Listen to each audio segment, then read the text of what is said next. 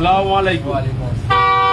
তুমি আমার একটা অনুরোধ আছে, বিশেষ করে মানে আপনার মতন যারা এই গোমাংস বিক্রি করছে তাদের কাছে আমার অনুরোধ, যদি ধরো এটা তো আমার খাদ্য, আমরা ইসলাম ধর্মে বা সবাই একবার পছন্দ করে ইসলাম ধর্ম গ্রহণ করছে বলে সবাই গোমাংস খাবে সেটা তো না, যার ইচ্ছা সে খাচ্ছে।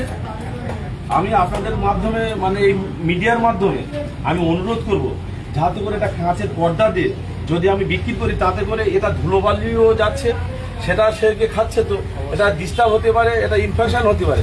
আমি যতটা মাংসের দোকান আছে আপনার মাধ্যমে আমি অনুরোধ করব, যদি আমাদের এই কথাটা রাখা যায় কি দেখবেন, আমাদের কথা আমাদের কথাটা রাখার চেষ্টা করুন, কারণ এটা অনেকে পছন্দ করে অনেকে করে না। আর এই ধুলোবালি রাস্তা থেকে গাড়ি ঘোড়া যাচ্ছে, ধুলোবালিতে পড়ছে, এইটুকু বিষয়টা আপনার জানানোর জন্য আমি এখানে নামলাম।